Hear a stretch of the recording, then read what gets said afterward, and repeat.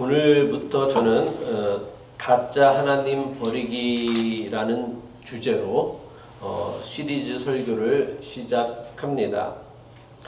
오늘부터 시작하는 이 가짜 하나님 버리기 시리즈 설교는 스페인의 신학자 호세 마리아 마르도네스가 쓴 우리 안에 가짜 하나님 죽이기라는 책에서 제가 받은 영적 도전과 영감을 나누고 싶어서 설교 말씀을 준비했습니다.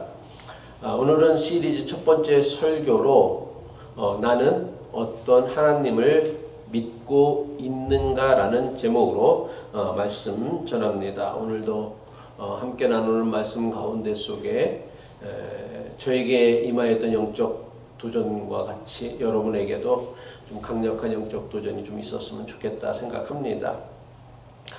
우리는 하나님을 믿는 사람들입니다. 그런데 하나님을 믿는다고 하는 교인들과 대화를 나눠보면 저 사람이 과연 나와 똑같은 하나님을 믿고 있는가라는 의문이 들 때가 있어요. 하나님을 믿는다고 하는 교인들과 대화를 나눠보면 교인들마다 다 하나님에 관한 생각이나 믿음이 다 다르다라는 것을 여러분들이 발견하게 될 것입니다. 이것은 같은 교회를 다니고 같은 집에 사는 부부 사이에도 아마 다를 거예요. 따라서 그 사람이 어떤 믿음을 가졌는지를 알려면 당신은 하나님을 믿느냐 믿지 않느냐라고 묻는 것보다는 당신은 도대체 어떤 하나님을 믿으십니까? 라고 질문해야 돼요. 왜냐하면 하나님은 한 분이시지만 교인들마다 자기가 믿고 있는 하나님은 이야기를 해보면 다르기 때문이에요. 그래서 저 사람이 어떤 믿음의 사람인지를 알려면 당신은 어떤 하나님을 믿습니까를 물어봐야 한다라는 거예요. 그리고 하나님에 대하여 어떻게 알고 있고 어떤 하나님을 믿느냐는 질문은 하나님을 아느냐 모르느냐, 하나님을 믿느냐 믿지 않느냐라는 질문보다 훨씬 더 중요한 문제입니다. 왜냐하면 하나님을 알고 하나님을 믿는다고 하지만 하나님을 잘못 알고 있고 하나님을 잘못 믿게 되어지면 이런 사람은 하나님을 모르거나 아예 하나님을 믿지 않는 사람들보다 하나님을 더 심각하게 왜곡하는 사람이 되기 때문이라는 거예요. 그러니까 믿지 않는 사람, 하나님을 모르는 사람이 하나님을 왜곡하고 하나님의 어떤 영광을 훼손하는 것이 아니라 자기는 하나님을 잘 믿는다고 하는데 알고 보면 하나님을 잘못 믿고 잘못 알고 있는 사람들이 하나님의 이름을 가장 많이 가린다라는 거예요. 오늘날 하나님의 이름을 가장 심각하게 왜곡하는 곳은요, 역설적이지만 교회라는 사실을 우리가 인정하고 받아들여야 합니다. 많은 교인에게서 또는 많은 사람에게서 발견하게 되어지는 하나님에 대한 잘못된 믿음에는 크게 두 가지가 있어요. 하나는 우상적 믿음이라 하고 다른 하나는 무신론적 믿음이라고 합니다. 우상적 믿음이 뭐예요? 우상적 믿음이란 하나님을 알고 하나님을 믿는다고 하지만 하나님을 마치 우상을 믿고 우상을 섬기듯이 하나님을 믿는 것을 우상적 믿음이라고 합니다. 실제로요, 많은 교인이 하나님을 믿는다고 하지만 막상 그 믿음의 내용을 자세히 살펴보면 기복주의나 성공주의, 만몬주의와 같은 우상 숭배인 경우가 많다는 거예요. 그러니까 형식은 하나님을 믿는 것 같은데 그 내용, 그거 실제로 믿는 것은 우상 숭배라는 거예요. 그러니까 형식만 보고서는 그 사람이 믿음의 사람인지 아닌지를 알 수 없다라는 거예요. 너무나 많은 교인이요 물질과 성공에 대한 탐욕에 사로잡혀서는 하나님을 어떻게 생각하냐면 물질의 축복과 세상에서의 성공을 이루게 해 주시는 신이라고 믿습니다. 물질의 풍요와 세상에서의 성공이 하나님에게 속해 있는 것이라고 믿는다는 거예요. 그래서 물질의 풍요와 세상에서의 성공을 하나님께서 주시는 거룩한 것이다, 시적인 것이다, 은혜다라고 생각하고 믿으며 신앙생활을 합니다.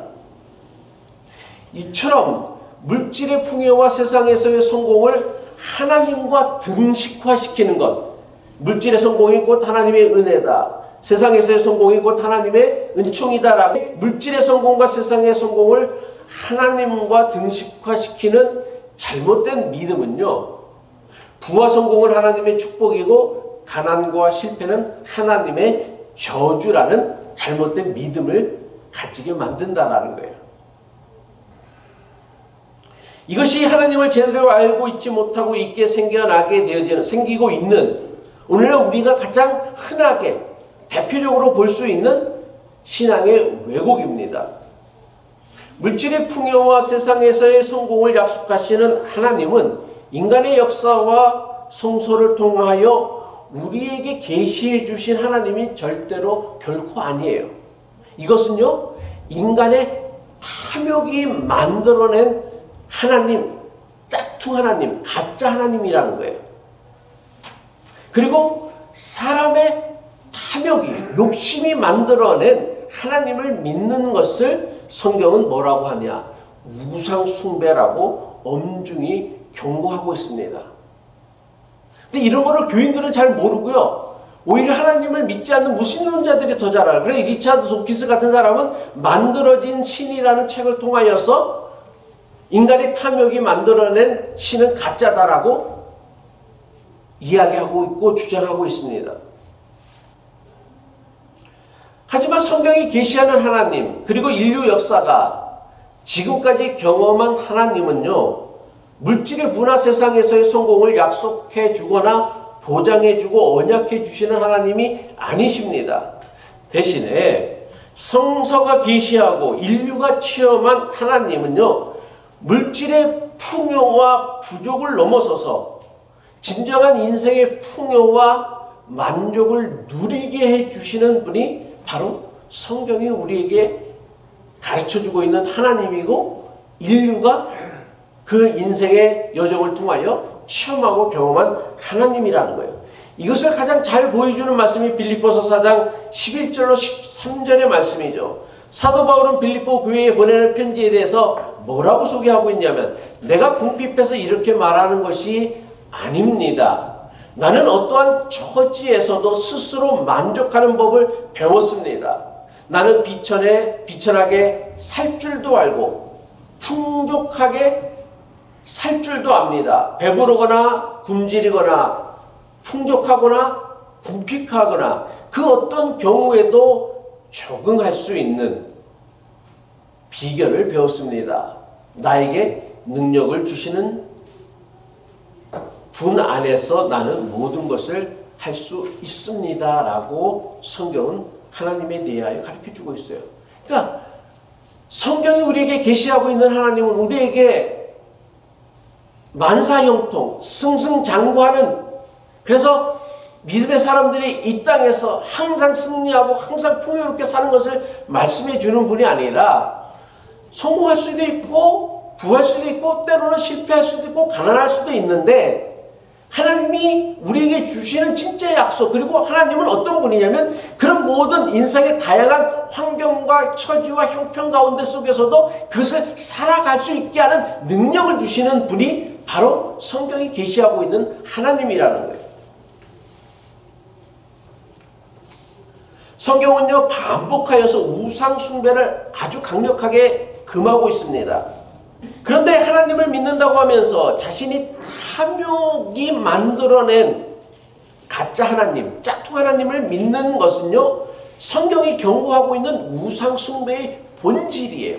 그러니까 우상을 멀리하라, 우상 숭배를 성경은 강력하게 금하고 있는데 그 우상 숭배의 금지를 명하신 그 본질이 뭐냐면 사람의 탐욕이 만들어낸 가짜 하나님을 마치 우상같이 만들어버리는 그런 신앙을 경고하시고 금하신 것이 우상 숭배의 본질이다라는 거예요. 근데 이거를 교회는 그리고 교인들은요 타종교를 적대시하는 것으로 왜곡시켰어요. 성경은 우리 안에 들어와 있는 하나님을 믿는다고 하는 사람들이 자신의 탐욕으로 하나님을 만들어내어서 하나님을 우상과 같이 섬기는 것을 금하셨는데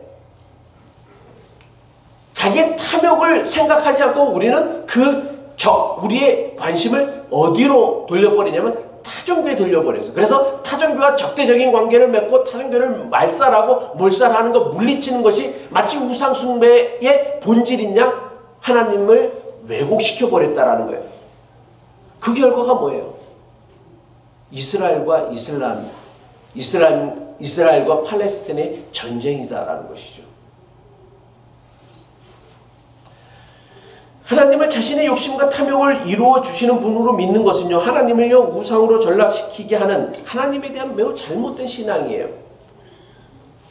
우상적 믿음 다음으로 하나님에 대한 잘못된 믿음은 무신론적 믿음입니다. 무신론이 뭐예요? 무신론은 뭐냐면 하나님이 없다, 신은 없다라고 주장하는 이론이 무신론이에요. 그런데 하나님이 없다고 주장하는 무신론자들은요 자신들의 주장이 대단히 과학적이고 학문적이고 논리적인 이론이다라고 생각하고 그렇게 주장합니다. 하지만 하나님이 없다고 주장하는 무신론 역시 하나님에 대한 잘못된 믿음의 한 부분일 뿐이라는 사실이에요. 왜냐하면 하나님이 존재하지 않는다는 사실을요 논리적으로 그리고 과학적으로 증명하거나 증명해낸 이론이나 사람은 지금까지 아무도 없었기 때문이에요.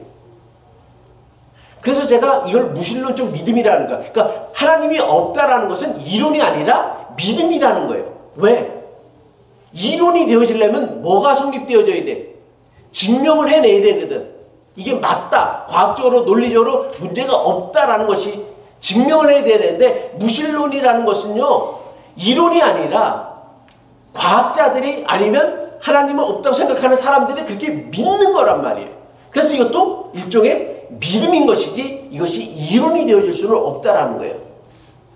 물론 보이지 아니하시는 하나님의 존재를 논리적으로 그리고 과학적으로 증명할 수 있는 이론이나 사람도 없으면 물론 당연합니다. 근대 이전의 신학과 철학에서는요 하나님의 존재, 신의 존재를 증명하는 것, 이것이 가장 중요한 신학의 주제였어요. 그래서 근대 이전의 철학자나 신학자들은 하나님의 존재를 증명하는 데에 온 힘을 쏟았고 여기에 대해 다양한 주장을 내세웠습니다. 하지만 그 어떤 주장이나 이론도 하나님의 존재를 논리적으로 과학적으로 증명하는 데에는 실패했어요. 그래서 하나님을 믿는 믿음도 믿음인 거예요. 이게 이론이 아니라. 그런데 지금도 여전히 수많은 신학자와 목사가 그리고 교인이 하나님의 존재에 대해 논리적으로 과학적으로 설명하려고 시도해요. 그리고 자기가 내세우는 그 신 존재의 증명을 마치 과학적이고 이론적인 것처럼 여긴다라는 거예요. 하지만 지금까지 그 어떤 신 존재 증명에 대한 이론이나 주장도요 하나님께서 존재하신다라는 것을 설득할 만한 논리적이고 과학적인 주장은 하나도 없어요. 하나님의 존재를요 논리적으로 과학적으로 증명하려는 시도나 노력은요, 어떤 것과 같으냐면 하나님은 존재하지 않는다는 주장을 증명하려고 하는 것과 똑같은 어리석은 시도라는 거예요. 하나님이 존재하지 않는다는 것을 과학적으로 증명하는 것을 인류가 실패했던 것과 마찬가지로 교인들 역시, 신학자들 역시, 또 목사들 역시 하나님이 존재한다는 것을 과학적으로, 이론적으로 주장하는 것은 반드시 실패로 끝나고 말 것입니다. 그렇다면 하나님의 존재를 논리적으로 과학적으로 증명하려는 시도나 노력은 실패할 수밖에 없는 것일까? 마찬가지로 하나님이 존재하지 않는다는 주장을 논리적이나 과학적으로 설득해낼 수 없는 이유는 무엇이냐? 성경이 가르쳐주고 있는 하나님, 우리가 믿고 있는 하나님은요, 우리가 사람이 흔히 존재한다, 존재하지 않는다라고 말할 때의 의미로 존재하거나 존재하지 않으시는 분이 아니기 때문이에요. 그러니까 사람이 생각하는 그 존재와 비존재의 개념을 뛰어넘는 분이 하나님인데, 사람은 그것을 사람의 언어, 생각, 상상, 이론을 갖고 하나님을 존재한다, 존재하지 않는다라고 주장하려고 하니까 하나님을 존재하려고 주장하는 이론도 실패로 끝날 수밖에 없고, 하나님이 없다고 주장하는 이론도 실패로 끝날 수밖에 없다라는 거예요. 우리가 믿는 하나님은요, 우리가 아는 것처럼, 우리가 생각하는 것처럼 사물의 존재 방식대로 존재하시는 분이 결코 아니다라는 거예요. 그래서 성경은요, 하나님에 대하여 존재와 비존재, 영어로 얘기하면 being과 non-being이라는 프레임으로 생각하지도 설명하지도 가르치지도 않아요. 성경이 설명하지도 생각하지도 가르치지도 않는 걸 사람은 자꾸만 자기의 생각, 자기의 이론의 틀에 가르쳐서 하나님을 존재와 비존재로 증명해내서 하나님은 있다 없다라는 걸 갖고서 싸우고 있다라는 거예요.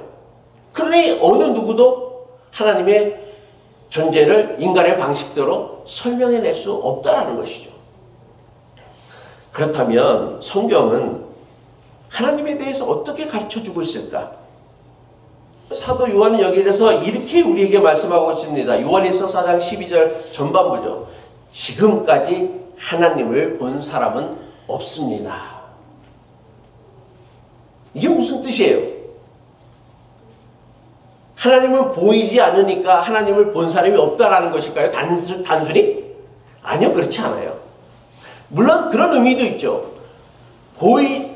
영적인 존재이기에 하나님을 본 사람은 아무도 없겠죠. 근데 우리가 공기라는 게, 산소라는 게 눈에 보이지 않는다고 공기가 존재하지 않는다라는 걸, 존재한다라는 걸 부인할 수 있나요? 그렇진 않다는 말이에요. 그러니까 지금까지 하나님을 본 사람이 없다라는 사도 요한의 주장은요, 단순히 하나님은 보이지 않는 존재라는 걸 주장하는 게 아니라는 거예요. 하나님은요, 우리가 흔히 뭔가가 존재한다고 말할 때에 우리가 깨닫는 그런 방식으로 존재하는 분이 아니다라는 걸 가르쳐 주는 거예요. 인간의 방식, 이게 있다 없다를 나타내는 방식으로 존재하시는 분이 아니다라는 거예요. 그리고 그런 방식으로 하나님을 설명해낼 수도 없다라는 거예요. 그런데 사도 요한은 뭐라고 했냐면, 비록 지금까지 하나님을 본 사람은 아무도 없지만 이미 우리 안에 와 계신 하나님을 체험할 수 있다고 해요. 요한일서 4장 12절 후반부죠.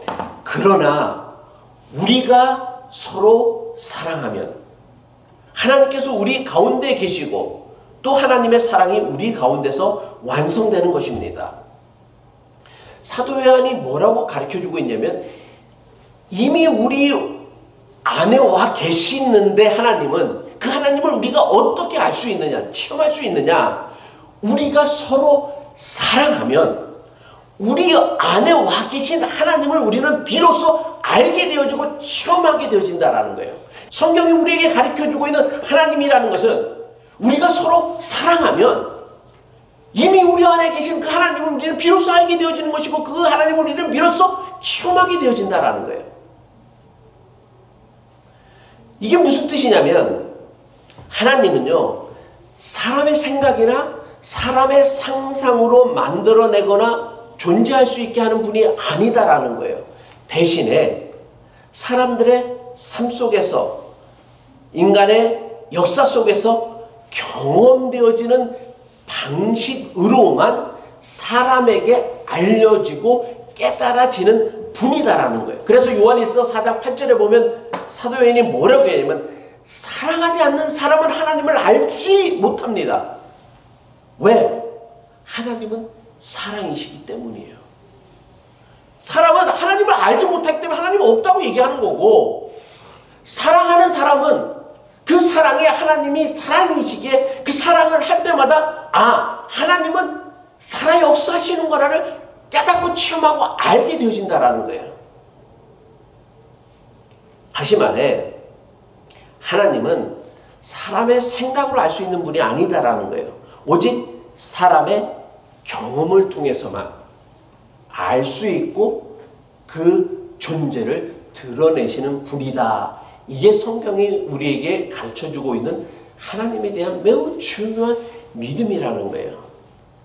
그래서 믿음인 거예요, 이거는요.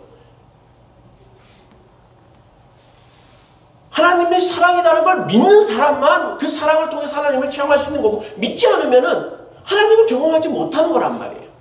그러니까 그걸 갖고 과학적으로, 논리적으로, 이론적으로, 저 우주에 나가는데 하나님이 계시다 아니다, 그런 소리를 할 필요가 없는 거예요.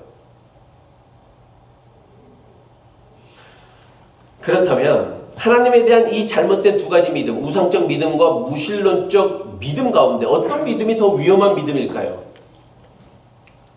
개인적으로 저는 하나님에 대한 우상적 믿음이 하나님에 대한 무신론적 믿음보다 훨씬 더 파괴적이고 위험한 믿음이라고 생각합니다. 하나님이 없다라는 무신론적 믿음보다 하나님에 대한 우상적 믿음은요, 하나님에 대한 훨씬 더 잘못된 생각과 삶의 방식을 만들어내기 때문이라는 거예요.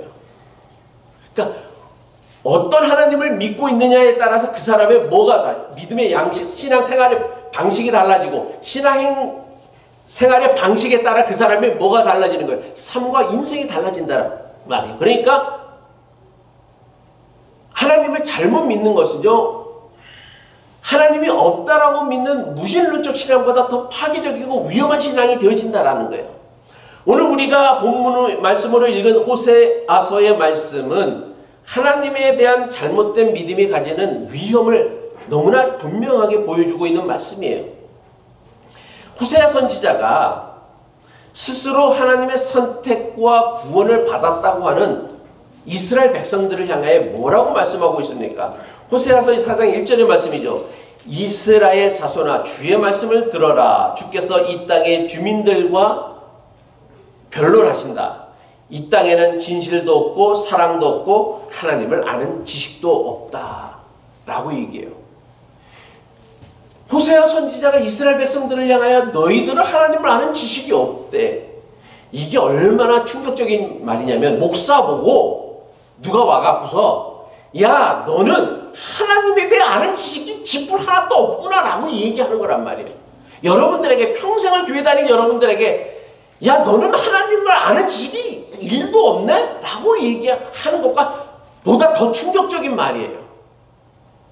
이스라엘 사람들이 하나님을 믿고 섬기는 그 철저함은요, 여러분들은 어디 갔다 조족지혈이야, 세 발의 피만도 못해. 저거는 믿는 것도 아니다라고 생각할 정도로 우리의 믿음은 형편없는데, 그런 이스라엘 사람들을 향하여 호세아 선지자가 뭐라고 하냐면, 야, 너희들 하나님 믿는 지식 하나도 없네? 라고 얘기를 해요.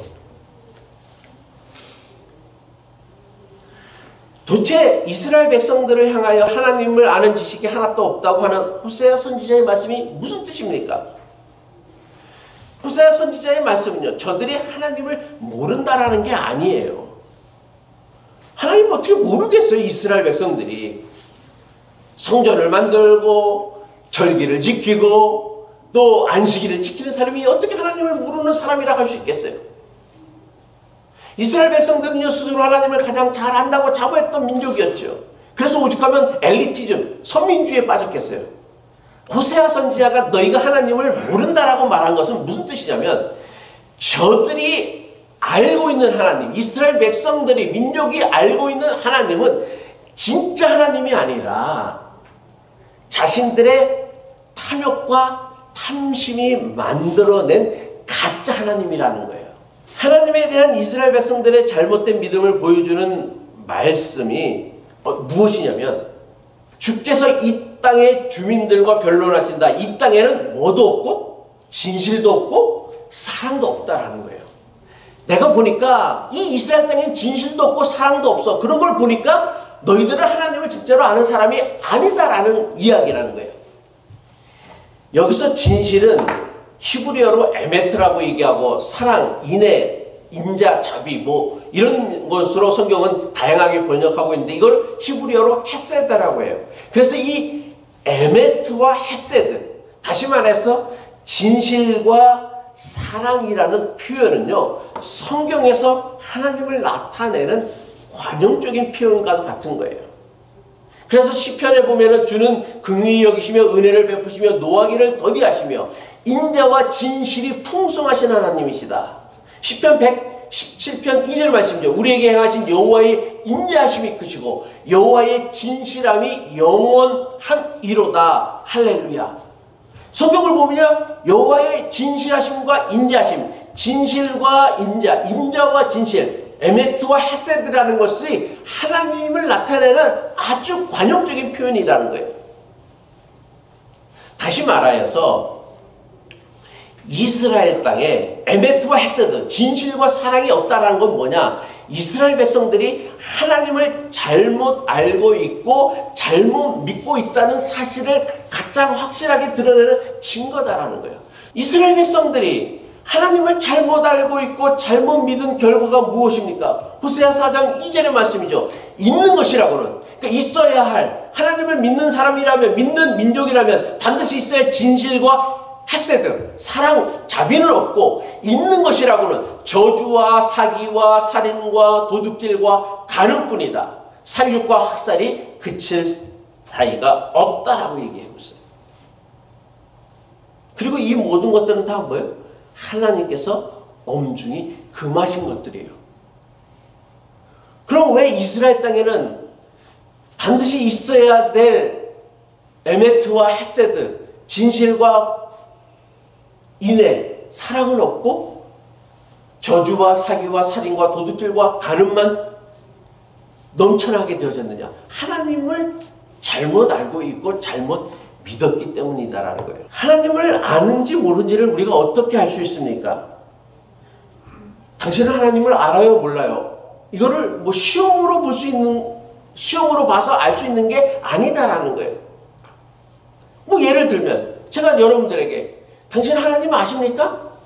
그거 안다고 그러면 하나님은 유한하십니까? 무한하십니까? 이 물어보고 어느 것이 맞는지 대답해 보세요. 그래서 하나님을 무한하다고 답하면 아, 저 사람은 하나님을 아는 사람이구나. 또 유한하다고 말하면 하나님을 모르는 사람이구나. 이렇게 하나님을 안다라고 얘기할 수 있을까요? 아니요, 그렇지 않다라는 거예요. 하나님은 이렇게 하는 것이 아니에요. 호세아 선지자의 말씀에 따르면 진실과 사랑이 없는 사람은 하나님을 어떠한 사람이다? 모르는 사람이라는 거예요. 하나님은 무한하시다, 전지전능하시다, 무소부지하시다 이런 걸 안다고 하나님을 아는 게 아니라는 거예요. 성경이 말하는 하나님을 아는 것은 호세아 선지자의 가르침에 따르면 그 사람에게 진실과 사랑이 있느냐 없느냐가 그 사람이 하나님을 아느냐 모르느냐를 결정하고 판가름하는 가장 중요한 기준이라는 거예요. 다시 말하여 그 사람이 이웃에 대하여 어떤 일을 하는지를 통하여서 하나님을 아는지 모르는지가 드러난다라는 것이 호세아 선지자의 가르침이에요. 이웃을 향하여 저주와 사기와 살인과 도둑질과 간음을 하는 사람이라 하나님을 모르는 사람인 거고, 그 삶의 진실과 사랑이 나타나면 그것이 하나님을 아는 사람이라는 거예요. 반복하지만 하나님을 아는 지식은요, 단지 하나님은 창조주시다, 하나님은 구원자이시다, 하나님은 세상을 다스리는 통치자이시다 이렇게 말하는 게 아니에요. 이런 걸 말한다고 하나님을 아는 사람이 되어지는 게 아니다라는 거예요. 하나님을 아는 지식은요, 하나님이 하시는 일들에 관심을 두고 자기의 삶과 행동을 통하여 하나님께서 원하시는 일을 하는 사람이 바로 하나님을 아는 사람이라는 거예요. 그래서 이런 사람은 무엇을 가치 있게 생각하고 무엇을 추구하고 살아가고 있는지를 보게 되어지면 그 사람이 정말 하나님을 아는 사람인지 아닌지를 알 수 있게 되어진다. 이게 호세아 선지자의 경고란 말이에요. 우리는 이 호세아 선지자의 경고를 정말 엄중히 받아들여야 된다는 거예요. 앞으로 저는 상당히 오랜 시간에 걸쳐 아마 하나님에 대하여 우리가 믿고 있는 가짜 하나님, 우리의 탐욕과 탐심이 만들어낸 짝퉁 하나님인 이 우상적 믿음에 대하여 살펴보고 그 우상적 믿음을 극복하는 노력들을 해보려고 합니다. 우리 안에 있는 가짜 짝퉁 유사 하나님을 버림으로 성경이 가르치고 인류 역사가 경험한 진짜 하나님을 찾아가려는 여정을 시작하려고 하는 것입니다. 하지만 하나님에 대한 진짜 믿음을 찾아가는 이 여정에 있어서 주의해야 할 것이 있습니다. 그것은 바로 하나님에 대한 지나친 확신이라는 거예요. 하나님은요, 우리가 생각하고 아는 것보다 훨씬 크신 존재이기에 하나님에 관하여 자기의 생각이나 믿음만이 옳다고 주장하거나 확신하는 것은 매우 교만한 일이 되어지기 때문이에요. 그래서 저도 여러분과 함께 찾아가고 그 여정을 가는 것이지 제가 주장하고 말하는 것이 정말 다 옳고 맞다라고 말하고 싶지는 않아요. 그렇지만 함께 고민하고 생각하면서 우리 스스로 우리의 탐심, 우리의 욕심이 만들어낸 가짜 하나님을 극복해내는 일에 우리가 같이 노력해야 한다는 거예요. 쇼펜하우어 같은 사람은 확신이 서면 의심하라. 지나친 확신은 가장 위험하고 어리석은 일이 된다라고 얘기하고 있어요. 따라서 우리가 이 진짜 하나님을 찾아가는 이 신앙의 여정을 통하여 우리가 아는 것, 그러니까 이 여정에 여러분들이 동참하려면 여러분들이 아는 것이, 여러분이 지금까지 믿어왔던 것이 하나님의 전부가 아니라 하나님에 대한 지극히 일부분이라는 걸 인정해야 될 것이고, 또 때로는 여태까지 내가 믿어왔던 것이 진짜 하나님이 아니라 내 마음에 깊숙이 감추어진 그 탐욕이, 탐심이 만들어낸 우상이었다라는 것을 인정하는 각고의 뼈를 깎는 아픔이 있어야 된다는 거예요.